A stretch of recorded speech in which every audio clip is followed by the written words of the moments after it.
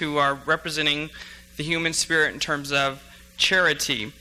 Our first speaker today is coming from England. She was born in 1967 and later married Prince Charles in 1981, becoming the Princess of Wales. She used her celebrated position in Queen Consort to raise awareness of charities, becoming patron of over 100 charities. The Princess did much to publicize work on behalf of homeless and disabled people, children, and people with HIV and AIDS. In more later years, the Princess was an active campaigner for a ban of the manufacture and use of landmines. Ladies and gentlemen, I'm very proud to present to you Her Royal Highness, Princess Diana, Princess of Wales.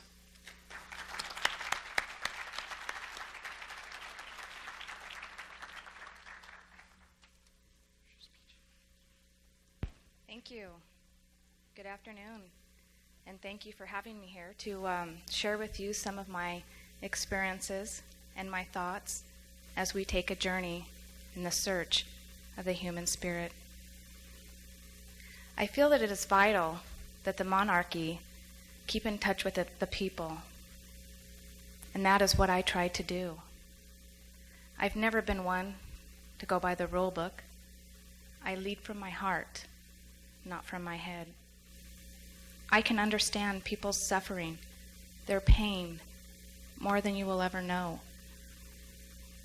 I had a specific plan, other than to use my position.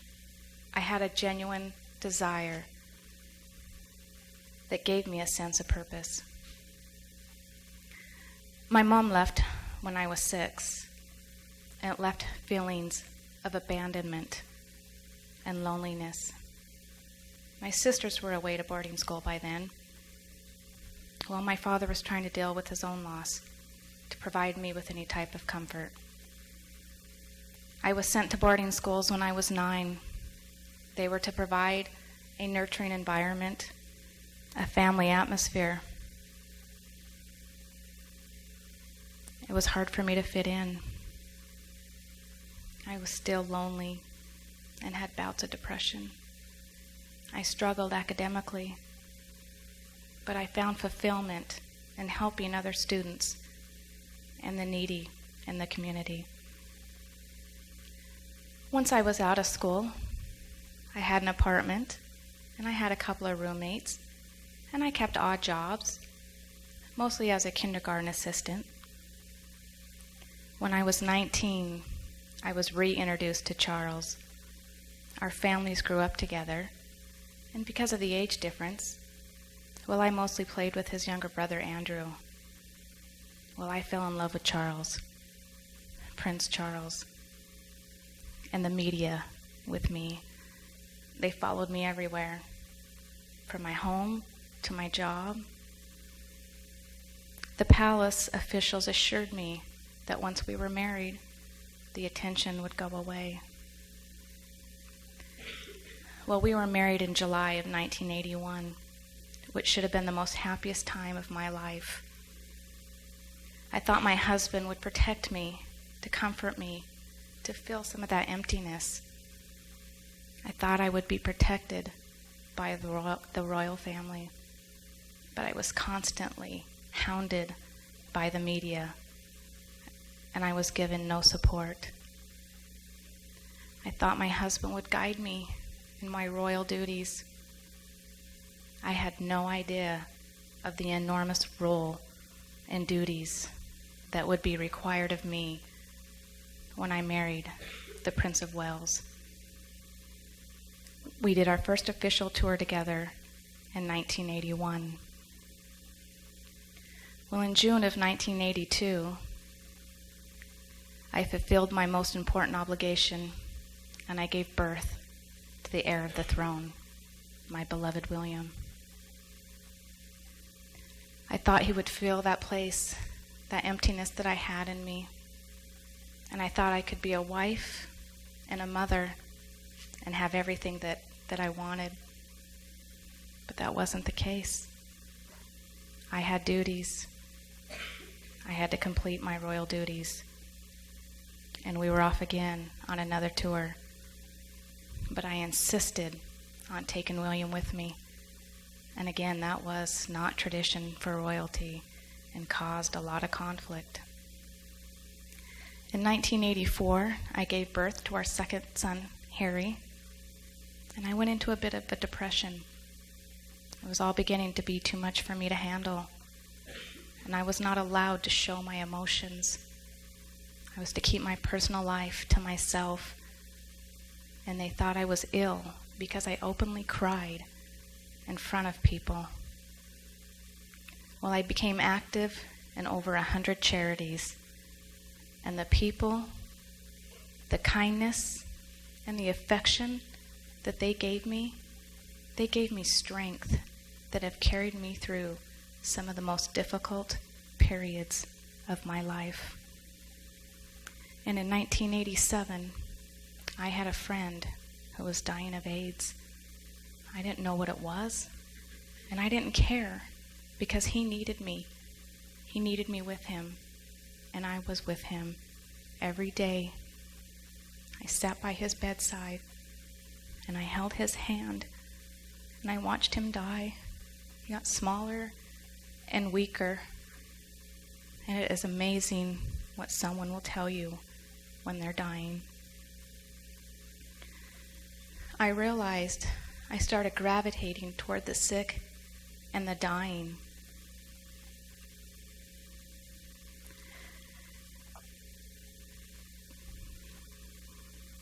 I found myself leaning towards people that were rejected by society. Well, Charles and I separated in 1992, and we had difficulties, as everyone had witnessed through the eyes of the media. And I felt I needed to withdraw from much of my public life and focus on just 6 charities, some of those being the leprosy, the National AIDS Foundation, and the Center Point for the homeless. The overwhelming media attention, especially in my private life, was becoming too much. And I needed to make my boys my first priority because they deserve all the love, the care, and the attention that I could possibly give them. And I also wanted them to be aware of the darker side of life. And so I took them to hostels for the homeless and of people dying of AIDS. I wanted them to understand people's emotions, people's distress, and people's insecurities. They have that knowledge. I have planted the seed, and hopefully that seed will grow, because knowledge is power. And I felt that the monarchy needs to change and to have more contact with the people. And I don't mean by riding bicycles, I mean by having a deeper understanding. People need to be loved, and people need to be touched.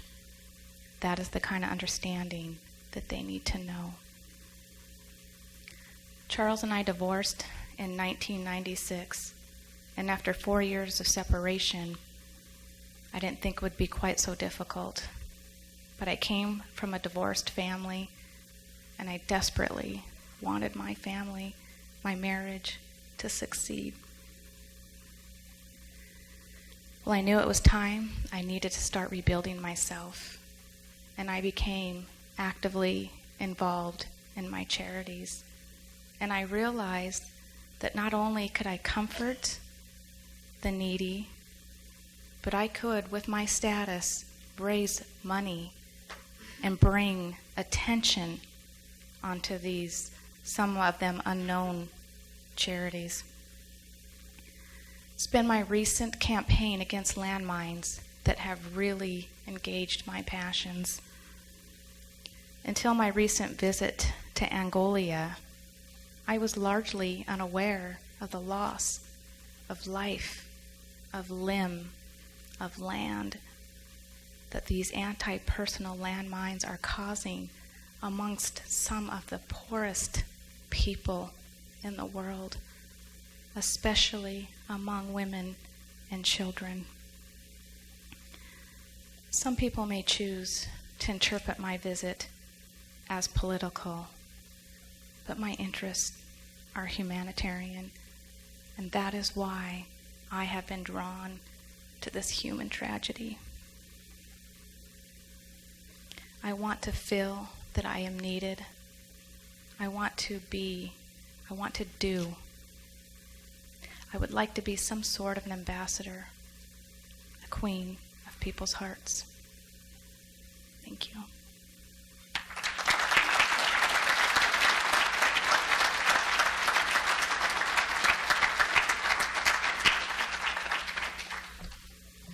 Thank you, Princess Diana. The second speaker was born to a peasant family in July 1935 in a small village in northeastern Tibet. His holiness was recognized at the age of 2 as the reincarnation of his predecessor, the 13th Dalai Lama, and thus an incarnation of the Buddha of compassion.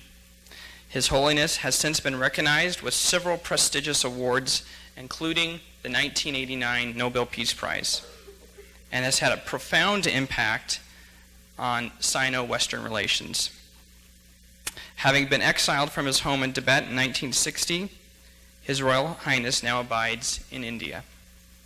Ladies and gentlemen, may I present to you the world-renowned Tibetan religious leader and political leader, His Royal Highness, the Dalai Lama.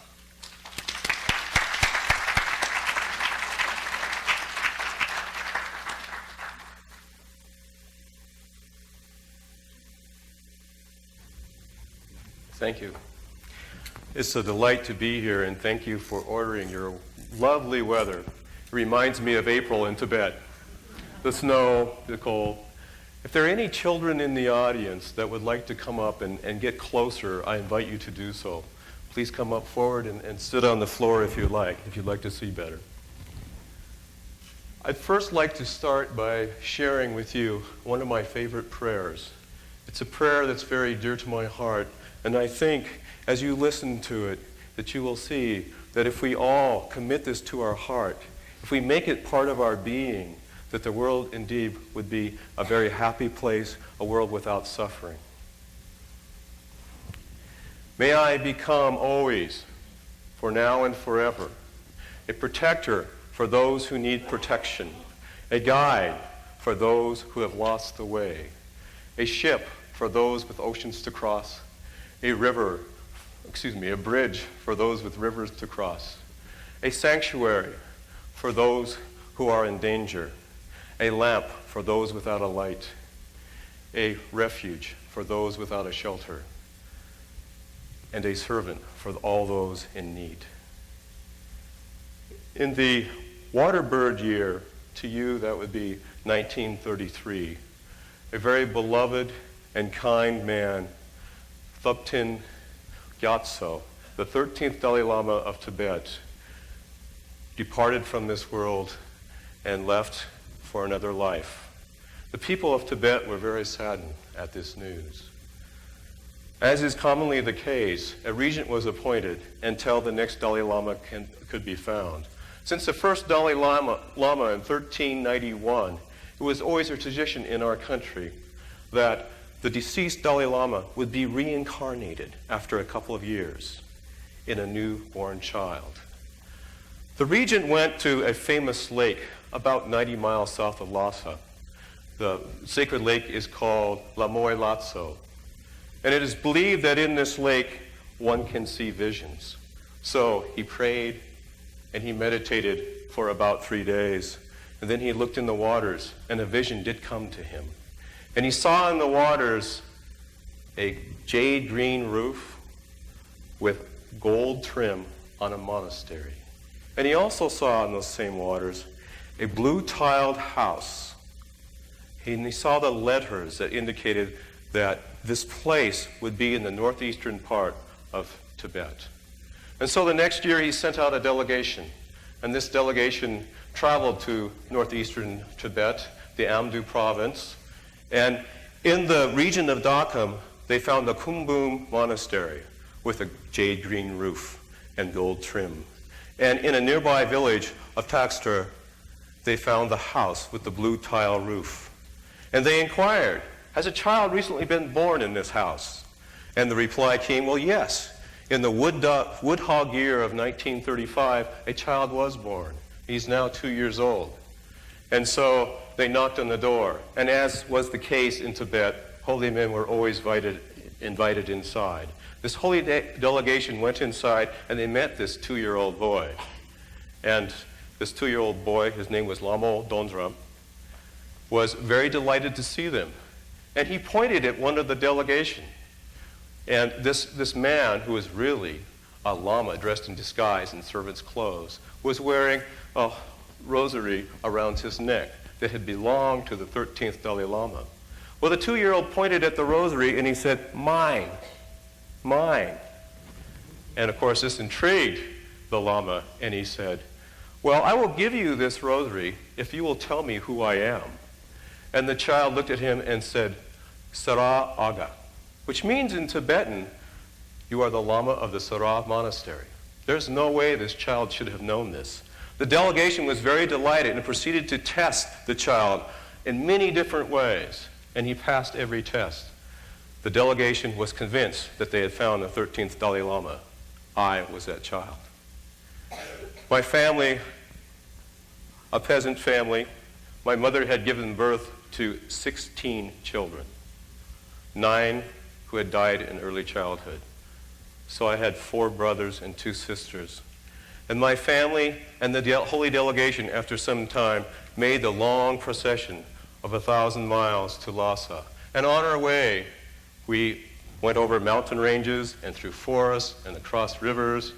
And I remember seeing many beautiful things, the animals, the kiang, the wild asses, the drong, the wild yak, the wa, the white-lipped deer, and in the sky, the go, the eagle, and the nangbar, the wild geese, and the trung, the Japanese crane, and many, many more animals.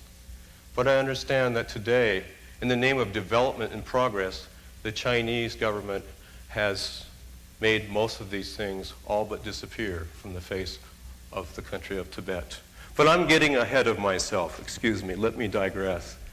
It was in 1940, February 22nd, that I was enthroned as the 14th Dalai Lama, and my name became Tenzin Gyatso. You can imagine all the fuss made over a 4-year-old, and everyone was listening to my words. Oh, how empowered I felt. I thought, this is wonderful. What a wonderful experience. But then I turned 6, and the great jubilation that I was a Dalai Lama suddenly took a turn. They told me that the Dalai Lama has to study very, very hard. So instead of playing in the summer palace in the Nobilika and watching the birds and tearing things apart and trying to put them back together, I loved mechanical things. Generally, I couldn't get them back together, and nobody in Tibet knew how to put mechanical things back together. It was a joy of mine. Instead, I had to study Sanskrit and Tibetan and poetry and music, and to tell you the truth, I was not a very good student at first. But I learned to be. And I learned to love those subjects till at the age of 12, they told me, this was all easy. Now you have to study the really higher order learning. And so I was introduced to the 5 treatises of Buddhism, which I had to study very hard. Metaphysics, dialectics and logic, the monastic discipline, all very difficult. And the Prajna Paramita, the way of wisdom. And I studied very hard, and it took me a long time to finish. It was not until I was 25 years old that I was able to finally graduate with my Geshe Lampala, which is a Buddhist doctrine of philosophy. I was able to graduate with that, but I should have done so a lot sooner, except in 1950, the Chinese attacked eastern Tibet, much to our dismay. We had been independent for so long, for so very long, and suddenly we were attacked, and at the age of 16, I had to assume the powers, both secular and religious, for Tibet. To tell you the truth, I was really not ready for that. I would have much rather continued with my studies. We were forced to sign a 17-point agreement. I vowed to have a non-violent reconciliation with China. I believed that peace was the best way to accomplish this. But after 9 years, and after the Chinese broke almost every one of the 17 points of the agreement, I could no longer sustain that plea of my people, and they revolted in 1959. The result was that the Chinese retaliated, burning many of our monasteries, killing many of our monks, hundreds of thousands of our people, and 120,000 Tibetans escaped into exile, I being one of them. Through the gracious kindness of the government of India, we were allowed to set up a Tibetan government in exile in Dharamsala. And fortunately, we can see our beloved Himalayas from that location. Since that time, myself and many of our monks have traveled throughout the world, visiting, I myself, more than 20 countries. And we have wanted the people to learn the importance of our religion, of our culture, of our philosophy, and we wanted to join hands with them to work towards world peace. And we also, of course, wanted to explain the plight of our country. After many letters to the United Nations, after many letters to the United States, Great Britain, and India, the Chinese still have not heeded our plea. We hope that someday we will once again be able to return to Tibet. When we travel to different countries, I was once asked, "Are you trying to convert people to Buddhism?" And my answer is no. My message is not even necessarily a religious one. Now, you might find that strange coming from a religious figure such as myself. They do call me the Dalai Lama. Dali in Mongolian, it's a Mongolian word, means ocean. So an ocean of wisdom, Dalai Lama. Some people in my country call me a god. I have been called the Avaliki Teshvara, or in Tibetan, the Chenresi, which means Buddha of compassion.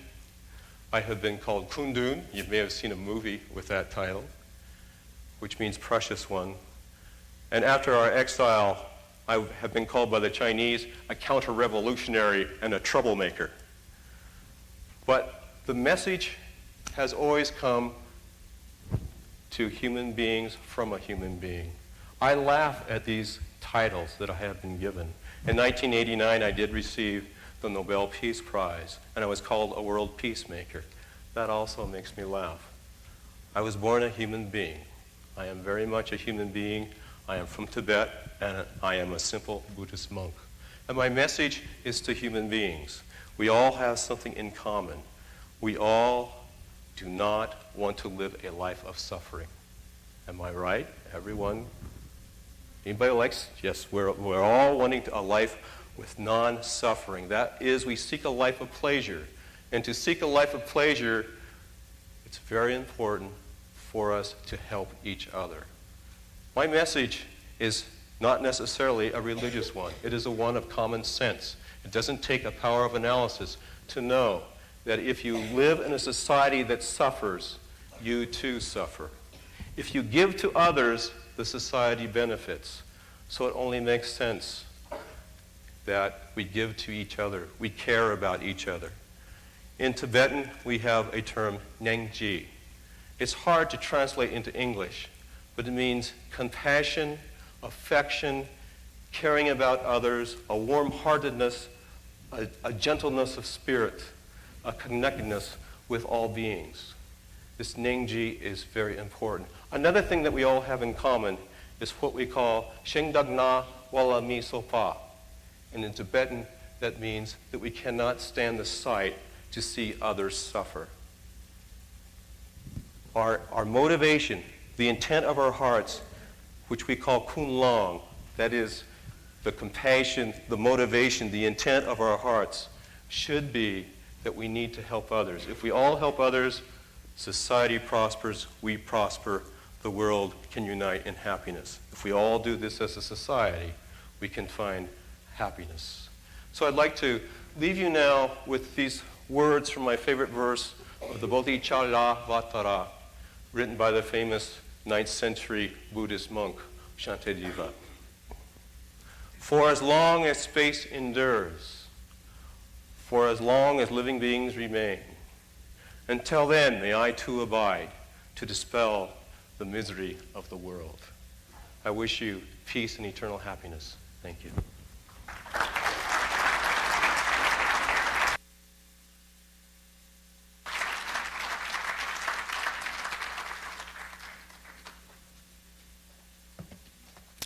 Thank you. Our third and last speaker is more popularly known for her films and 20th century movie productions. She went from international superstar to a world-class humanitarian, involving herself in children's charities worldwide and later becoming a UNESCO spokesperson. And Audrey, I'm very pleased to have you here today because I'm wearing a tie that Save the Children, and this was sponsored by UNESCO. So, ladies and gentlemen, I welcome Miss Audrey Hepburn.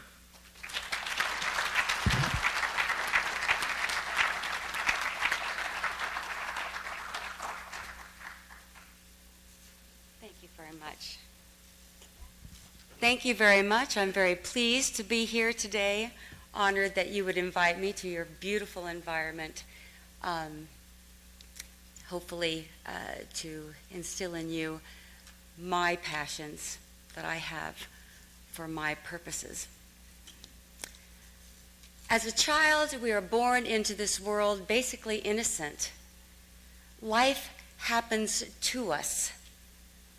We don't necessarily know the rhyme or the reason for our experiences.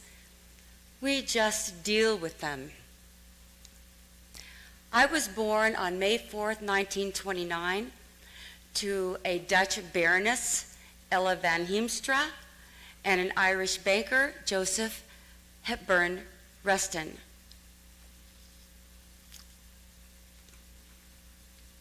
I didn't really much care for what nationality I was. I didn't particularly want to be referred to as any nationality. But when pressed, I would answer, I'm half Irish and half Dutch, and I was born in Belgium. So if I was a dog, I'd be a hell of a mess, somewhat of a mutt. But the nationality of my parents didn't concern me. What did concern me were my earliest memories. What I remember was I was basically born into conflict. My mother and father simply did not get along. Their endless conflict made me feel shy. I felt withdrawn and rather introspective. And this concerned my mother. So at the tender age of 5, basically to remove me from their private battlegrounds, she sent me to a boarding school in England. I called it shock therapy to get me to get out of myself. And basically it worked. I enjoyed the school very much. I learned how to speak English, and I fell in love with dance.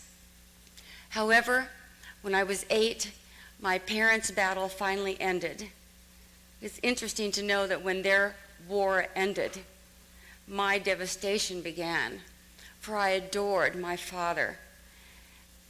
And when my parents divorced, my father literally abandoned the family, and I rarely ever saw him again. This left me with very deep scars of insecurity, scars that I masked by cultivating a rather defensive air of serenity. But I never got over those insecurities. At 10, another war was starting. The war with the Germans was escalating, and my mother thought that it would be better to bring me home to Arnhem, Holland, that it was safer than to be in England at that time. Unfortunately, this particular decision was not right.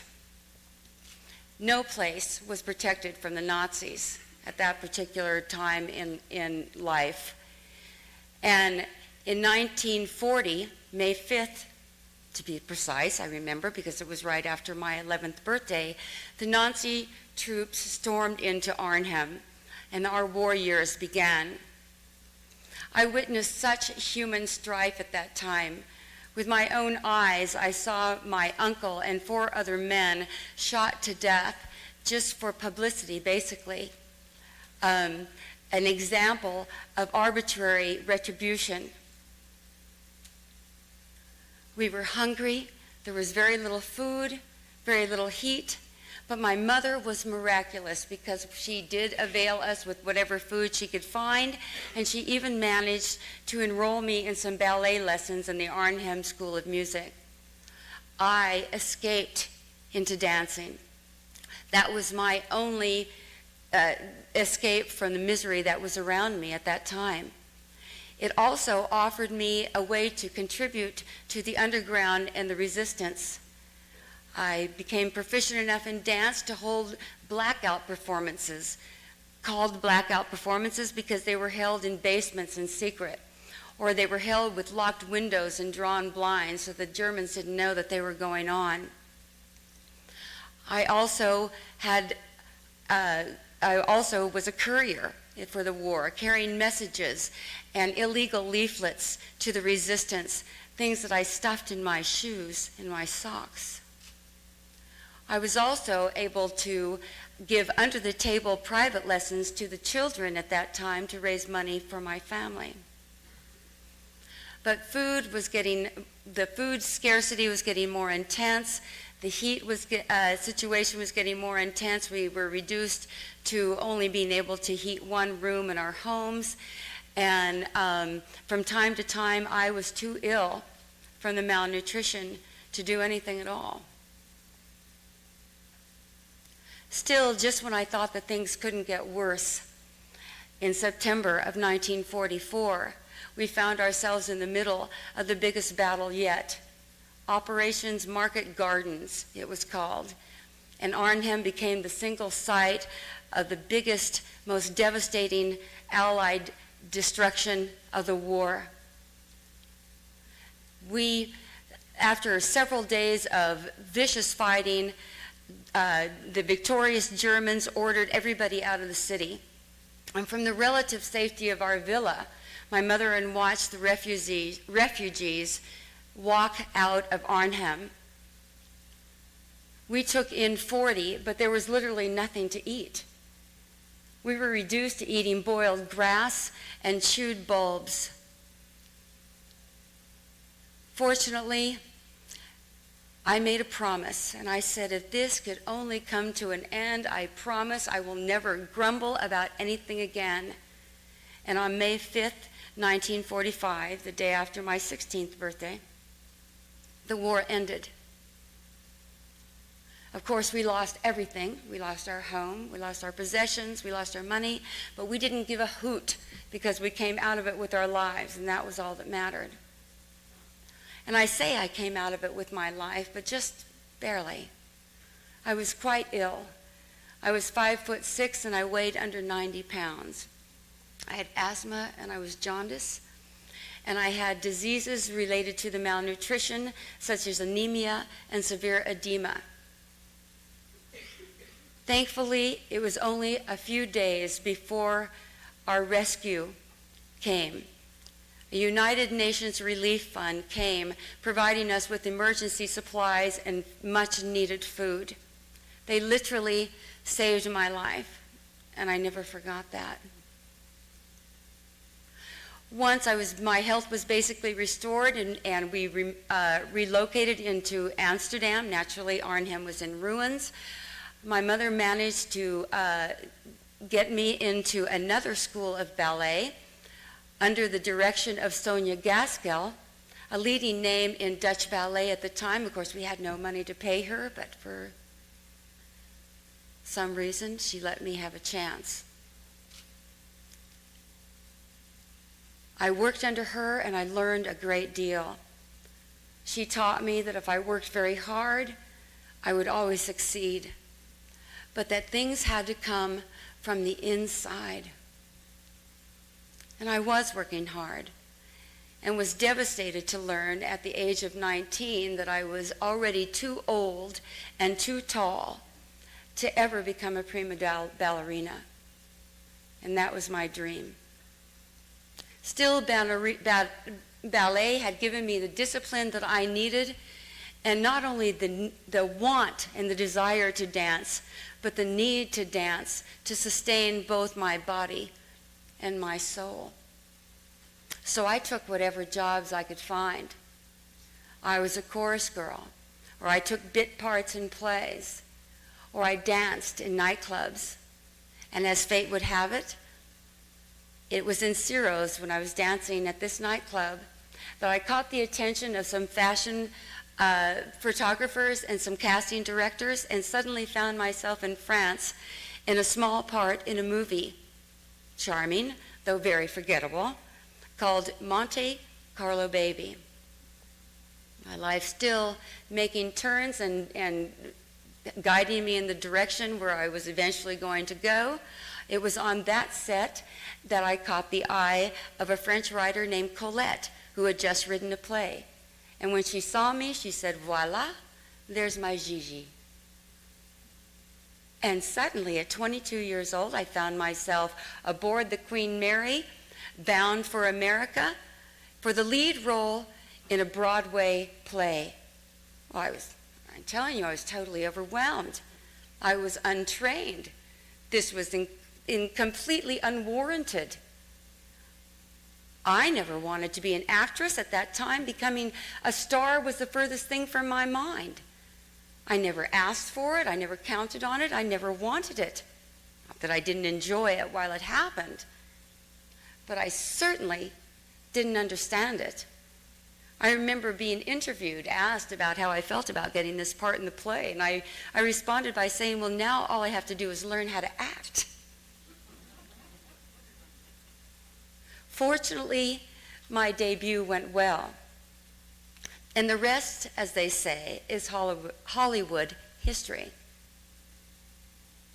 But I still could not understand why I deserved this kind of attention.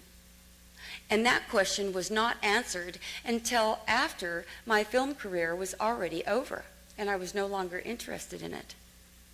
For in 1989, when I was 59 years old, I was asked to become the Goodwill Ambassador for UNICEF, which was the child from UNRWA that saved my life back in our war years.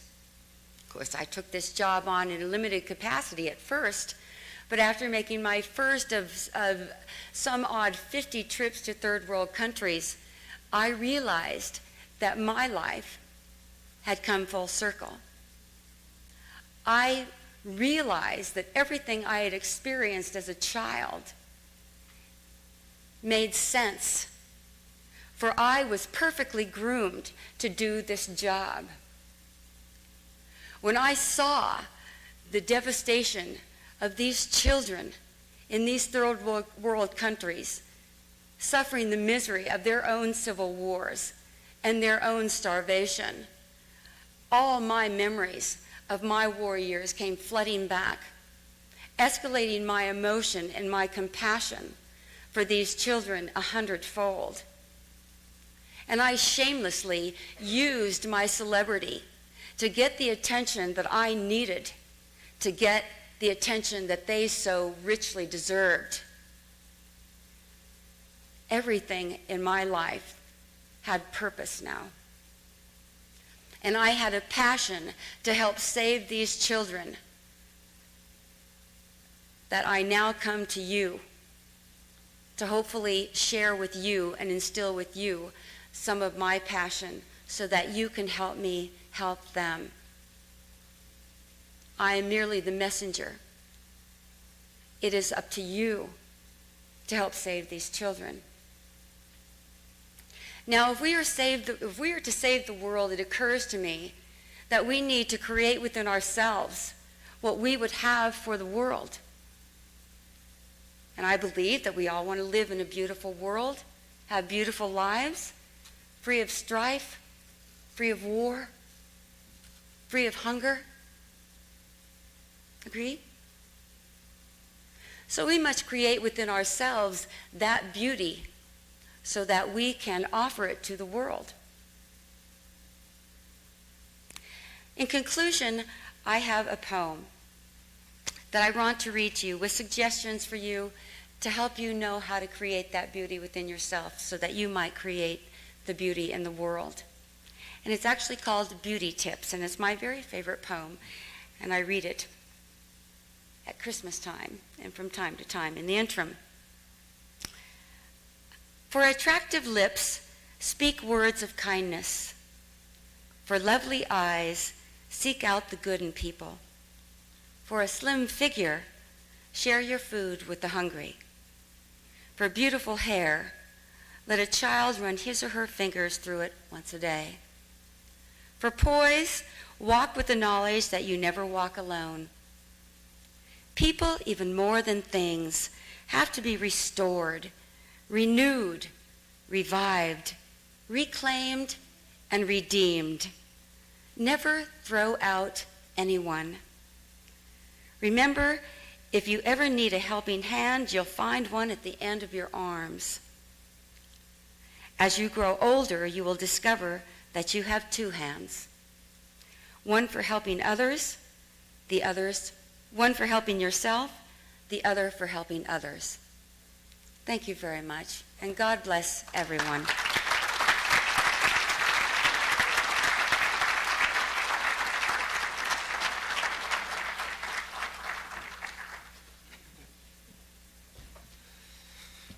Thank you very much, distinguished guests.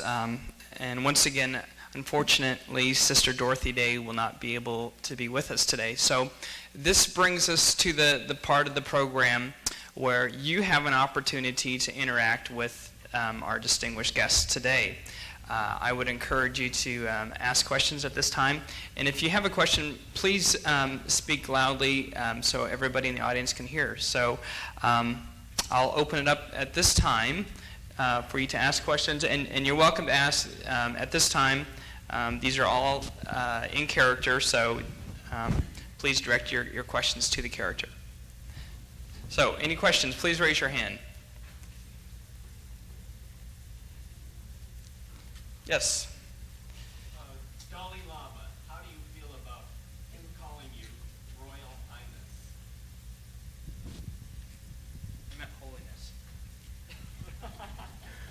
Holiness might be more what I'm used to, although I have always been a little uneasy with the title of even Dalai Lama.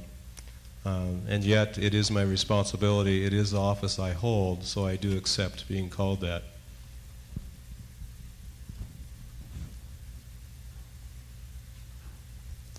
Yes?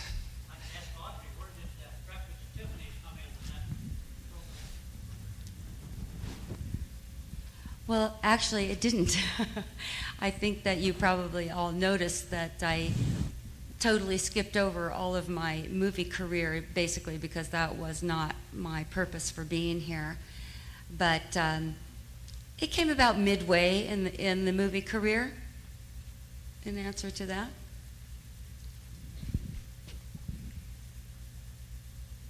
Yes?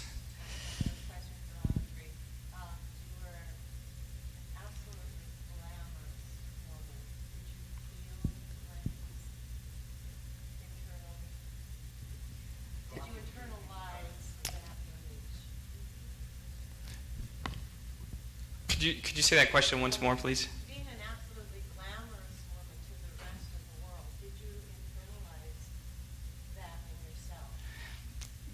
Being glamorous, did she internalize this to herself? Actually, no. I covered my insecurities with, I just worked very hard. There were certain things, certain things that I did feel good about, which were my dancing, like when I was in Funny Face, and that was a vehicle that I knew that if I just worked very, very hard, that I, that I would be good. But No, I think I felt more like a goof. Kind of a goof. Yes. I have a question for you, Dolly. Hey, my question The questions to the dolly. I want to be sure I get the correct clarification on what the heck Kundun is. Clarification of Kundun. Yes. What? Now I know that is a movie as well. Kundun. So, That's correct. Before the movie, the term Kundun was used by the Tibetan people to refer to the Dalai Lama, and it simply means precious one. okay. Yes. Rocky, let's start using this mic. Okay, thanks, Tony. Can you tell us a little bit about your relationship with Queen Elizabeth and Prince Philip? Yes, I can. The Queen did not like to show emotion or to talk about personal situations, so it was more like a job to me, the way I felt that I was treated for them. My role was to produce an heir to the throne and complete my royal obligations.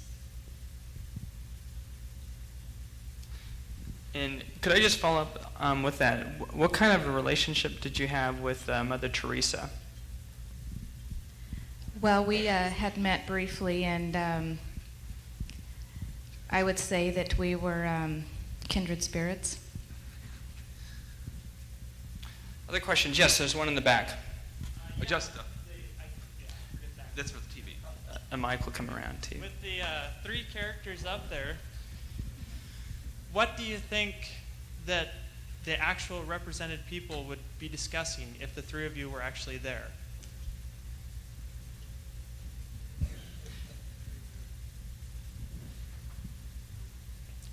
Audrey, you go first. I'll follow. I'll defer to you, Your Highness. I think we talk about compassion. I think we talk about the importance of giving to others. I think we talk about a pure heart, a good heart, and what that means and how we can help in the world, whether it be helping children or helping people of other faiths, uniting together to work towards world peace and to end all suffering as we know it. Okay, Princess Diana. Well, I agree with most of that. I think we need to understand where people are coming from. We need to be able to openly love them and touch them and hug them and understand their distress and their hopes and their dreams. Audrey. Right, I think that we all had very similar purposes for our lives, or at least how our lives ended, finally understanding one's purpose for their life, and to realize that there are many jobs to do, and one person can't do it on their own, and that perhaps, like in my case, your life experiences are grooming you, or you are developing in a certain way to hold certain passions for your life, but ultimately we all have the same fundamental purpose here, which is to create a beautiful, united, harmonious world for one and all, and to eliminate all suffering. Can I just ask you guys, you're very charitable people. You've given a lot, and you've been involved in charitable organizations. Can I ask you, do you believe there is such thing as a truly altruistic person? Well, I'll begin this one. Actually, what I ended up doing as the Goodwill Ambassador of UNICEF, I did not feel was out of benevolence. I felt that it was out of a sense of obligation. It was my opportunity to give back what they had given to me. And the fact that I had such understanding and complete identification with what was happening to these children in the third worlds, I think was just all part of the journey that led me where I was going. But I didn't I didn't feel particularly charitable. I felt honored. I felt a passion. I felt obligated to help these children. But do you think there is such thing as a true altruistic person who gives without receiving anything back? That's a very difficult question to answer because helping others is in itself intrinsically makes you feel wonderful. So not getting anything back is hard for me to understand, but I do believe that there are truly giving people who give of themselves tirelessly and without a consideration for what it's costing them. But you get a whole lot back. Your Royal Holiness, would you like to respond? Well, that's an excellent question. We all are born with the possibility of being altruistic. However, it takes a lot of training. Many times we have a choice, and sometimes our choices are selfish ones.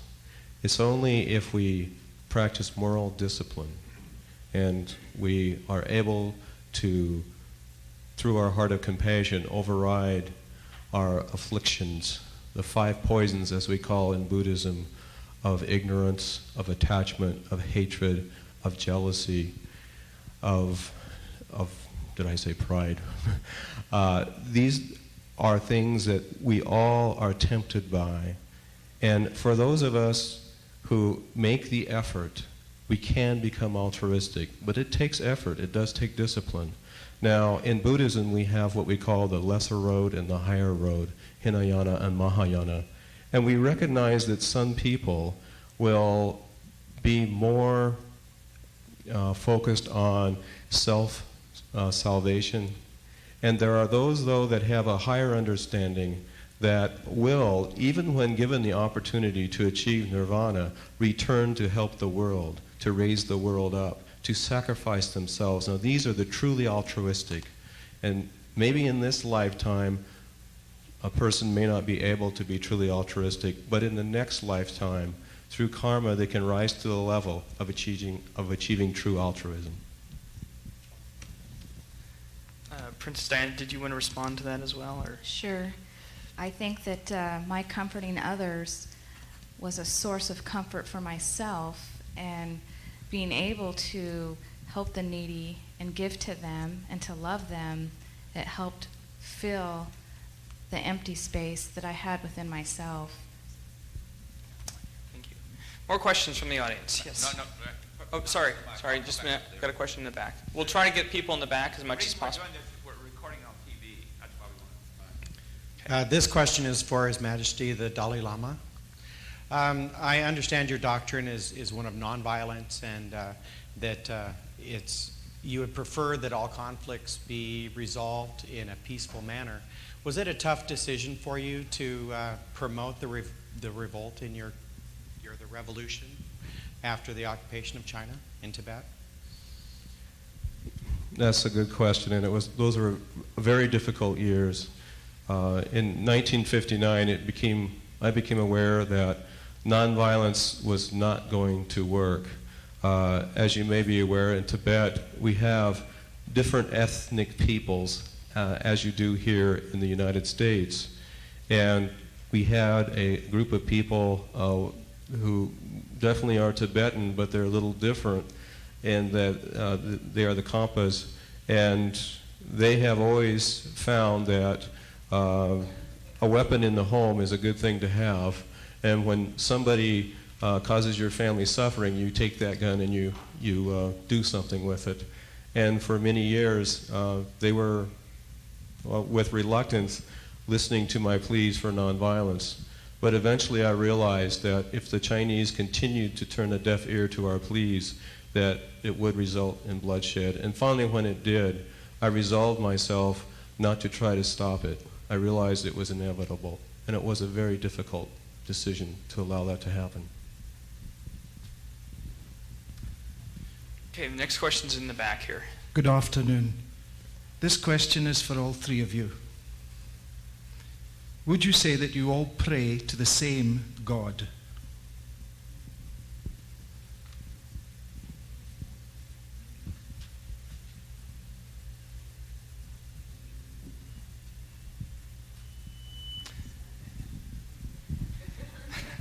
I guess I can only answer for myself, and that I do believe in God, and that there is one God.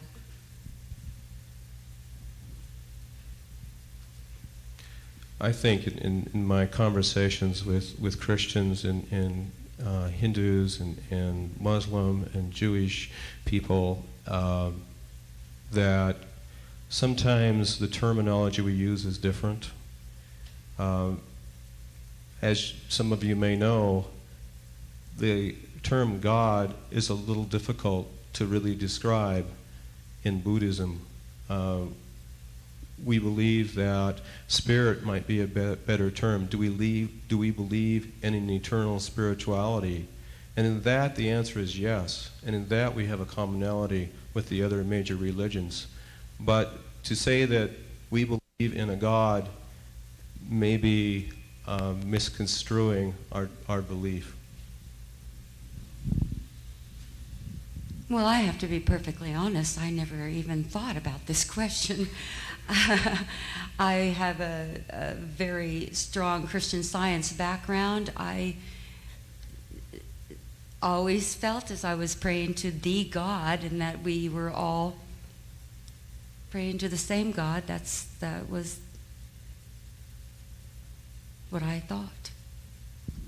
If the question was raised earlier, if the three of you were together, what kind of discussion would you have? Do you think you might be discussing something like God if the three of you were together?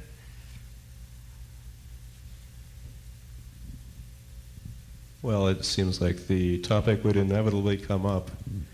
And I think that we'd find that in our belief in a divinity that we probably have more in common than we have in disagreement. Okay. So there was a question right here, yes. Okay. This question's for Audrey. Did you have children, and if you did they follow you in your work with the children? Yes, as a matter of fact, I did have children. Having the children was very important to me, much more important than any film career. Unfortunately, I was married twice, but after suffering through some miscarriages, I finally gave birth to my son Sean on January 16th in 1960. But the father of my second son was Andrea Dotti, who I had another son born on February 8th, 1969, and his name was Luca. And no, I don't believe they followed in my footsteps. Yeah, this would be for Audrey also. I use you as, in a class I teach with nonverbal communication, I use you as the epitome of poise and posture for confidence. Where did you learn poise and posture? Well, I think that basically was born out of that defensive air of serenity that I cultivated to deal with the early strife in my life, and also through ballet. Very posture conscious in ballet. Okay, next question. Thank you. I had a question about how you actually help the sick and suffering in Western culture, where we have two-tiered access to pharmaceuticals, and how you apply that humanitarian effort in a system that seems more attached to the resources of getting medications.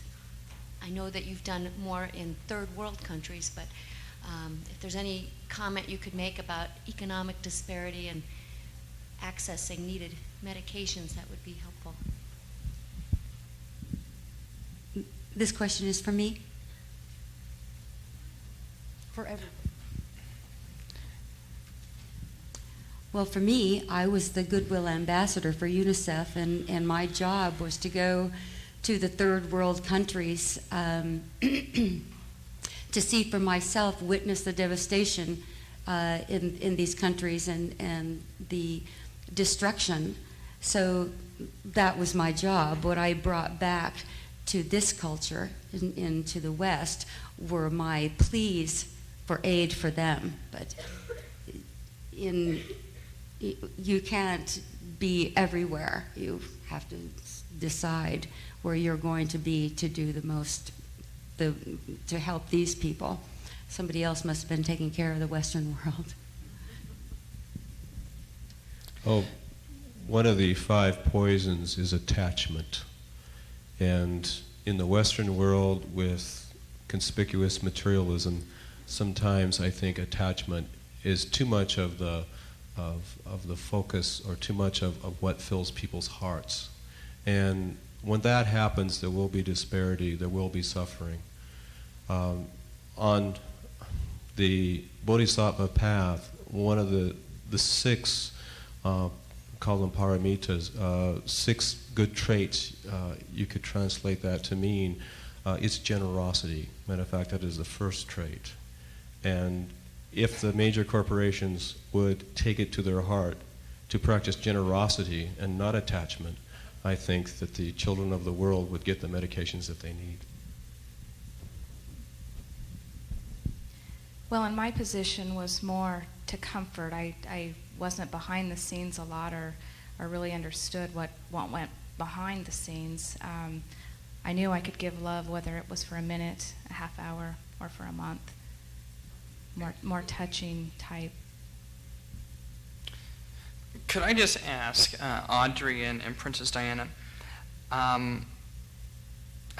would you suggest to individuals who are not well known, not celebrities, to make such an impact that you've made in giving? And maybe you want to provide some examples. This one individual from Canada comes to mind that did so much with landmines in terms of trying to track these down and destroy these. What could you say to those just folks out there that are not, they don't have the notoriety that you have, and they would like to make a difference that's significant and impactful in the world? I would say to find something that you're truly passionate about. Find a charity you're passionate about. Find out how you can help with that charity, and dig in. Be a doer. I agree with Princess Diana, and I also like to help people understand how simple it is to save some of these children, or to help some of these children through wonderful organizations such as UNICEF, and that it doesn't have to be a big thing. Small contributions can have a profound effect on a child in the third world. So, as opposed to maybe trying or waiting until it's something that you deem to be significant enough as a contribution, do something small. And perhaps it'll work your way up to maybe a larger contribution, but small is good. Thank you. I'll take a couple more questions for the panel before they switch out of character. Yes. This is for Princess Diana. How did you feel about the paparazzi, the way they portrayed you, and do you think it helped you or hindered your work? Well, at first I couldn't quite understand why they were so interested in me. I wasn't very self-confident, and they were everywhere, and at first I thought it was a hindrance. Between 60 and 90 photographers would follow me everywhere I went on my tours. I was addicted to the tabloids. I wanted to read every day what they were saying about me, and of course it upset me, which then made me want to do good things. I wanted good things to come out, and when I could start doing good things and people could see I was doing good things, then that made me feel good. Yes, there's a question in the back. Please wait for the mic. It's coming around to you.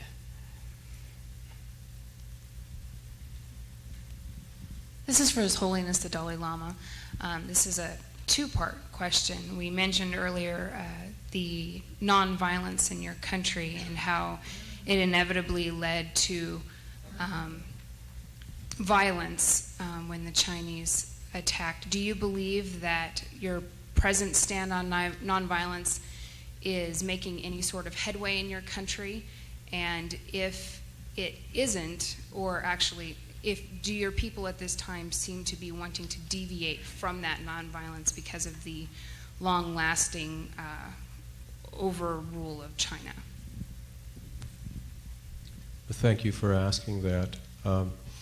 Nonviolence is our doctrine, and although the Chinese have not been real cooperative as of late in accepting our delegations, my brother just returned from China, and without much success in trying to allow them, or to allow us to once again begin the talks in Beijing. But we are committed. One of the 6 paramitas is patience, and we believe that one day our patience will win out. I don't predict that Tibet nor Taiwan, where I have visited recently, really will ever be completely independent. I don't think that is possible. We can't go back to the past the way it was. On the other hand, I do believe there's a middle way, and there's a way to achieve autonomy. And I think if we can keep a peaceful approach, that will be possible. If we resort to violence, it'll rule out a middle way. And I very much want to see Tibetans once again have some degree of autonomy with cooperation with the Chinese government. That is our goal. Thank you. Well, at this time, we'd like to meet the real people behind the characters. And if you'd hold your applause just for a minute, Princess Diana is Cindy Jordan. The Dalai Lama is Jim Minkler. And Audrey Hepburn is Terry Gumaro. So these folks have worked tirelessly for many, many weeks to prepare for these roles. They've done research. They've done a lot of work, and it's certainly paid off today with their portrayals. Can we give them all a hand for their characters?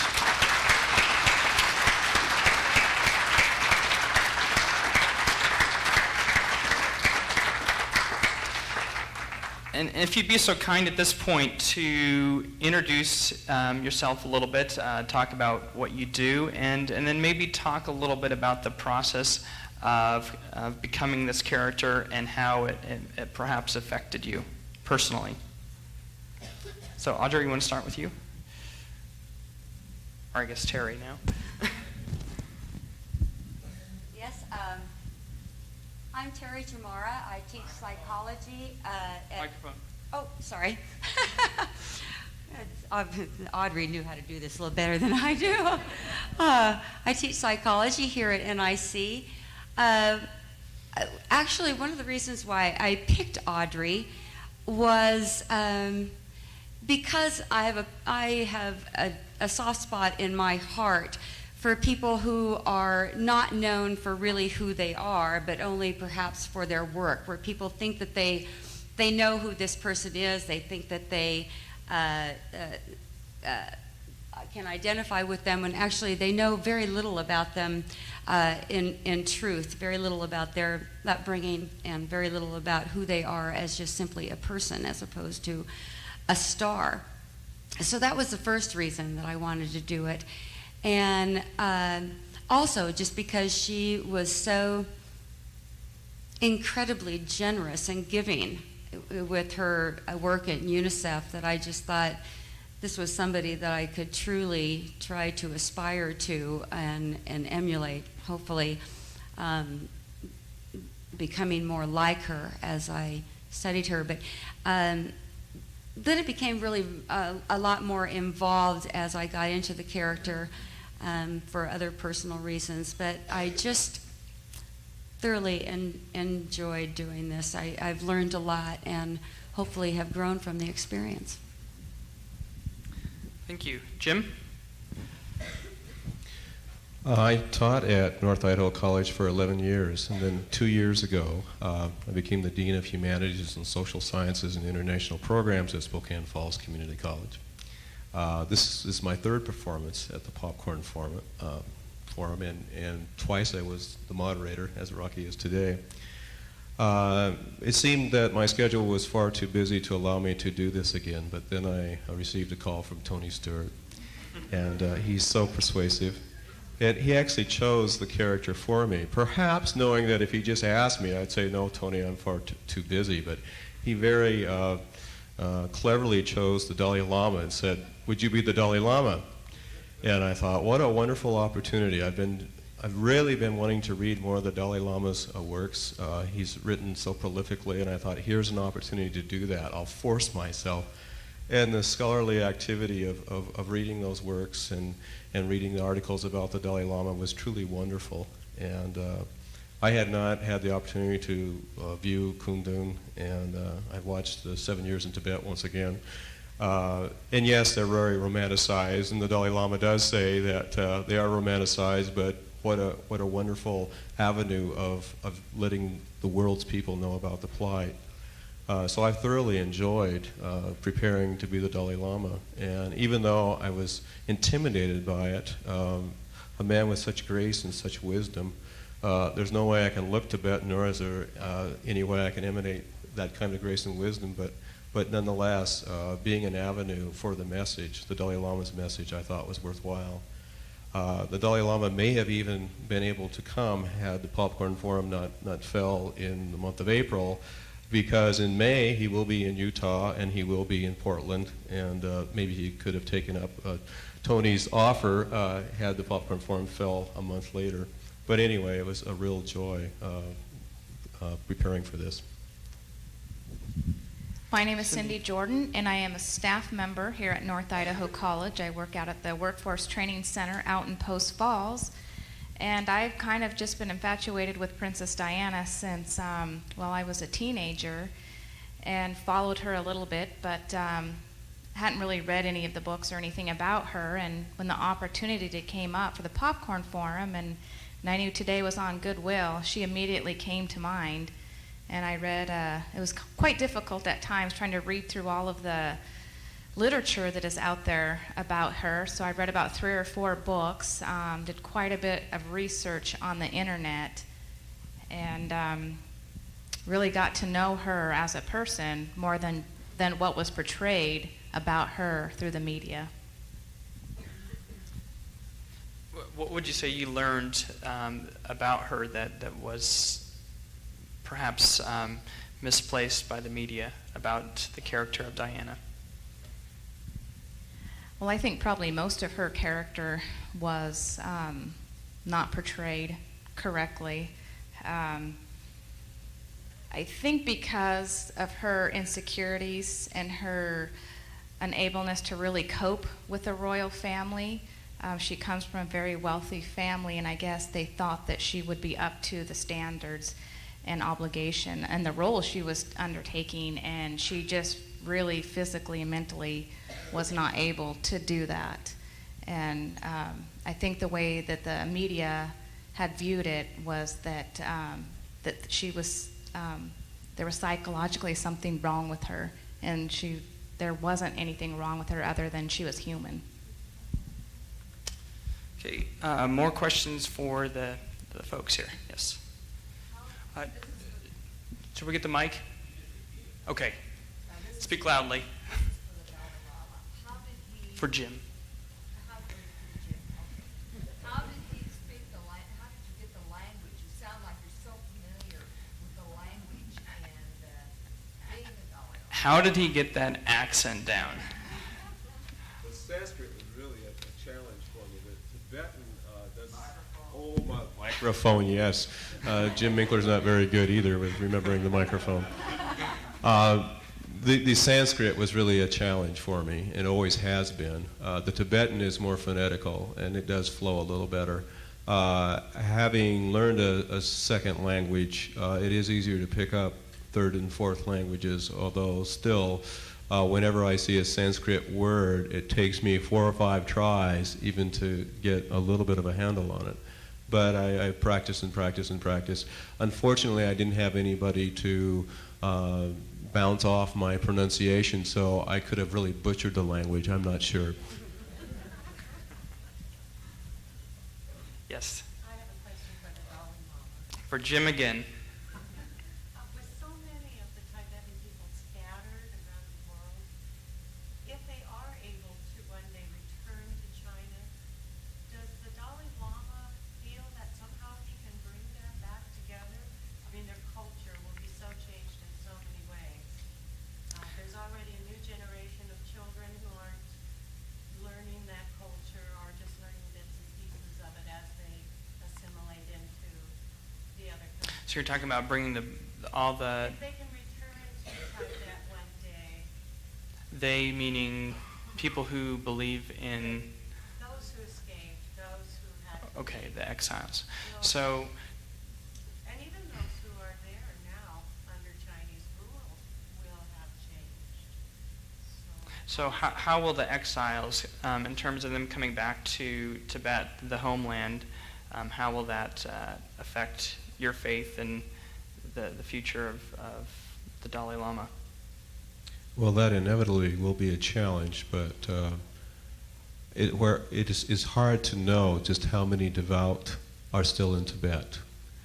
I believe that many people still hold in their hearts what was always dear to us, and that is that Tibetan Buddhism is more than just a religion. It is a way of life for the Tibetan people. And you are very right. Many children have been born now under Chinese rule, and they have not been exposed to our rich religious history.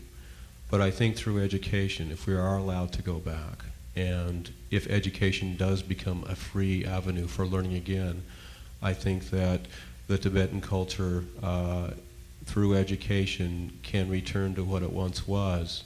It will be different. It certainly will. But the dearness that people hold, their religious beliefs, I think can return. Okay, more questions for the folks here. We still have several minutes here, so now's your chance if you want to ask some questions about to the folks themselves about the process or the characters. Yes. Mr. Johnson, would you ask the panel what few words they would have put on their tombstones to help us see their vision? What words would be engraved on your tombstones to see or to know that what your vision is of for humanity? Personally or characters? Personally or characters?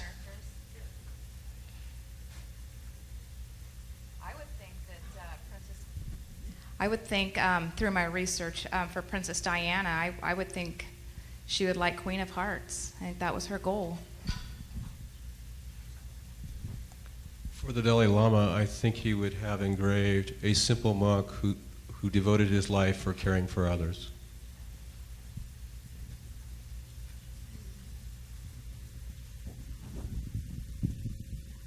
For Audrey, I think that she would like something simple.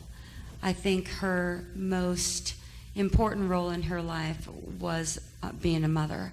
And I think that she would like on her tombstone some reference of being a beloved mother. Thank you. Well, I think this is going to wrap up the session, and on behalf of the Popcorn Forum, I want to thank all of you for coming. You are what make this convocation series a success, the people that come out to these events. So I thank you. I thank the panel once again, and I wish you all a good day and hope to see you tomorrow.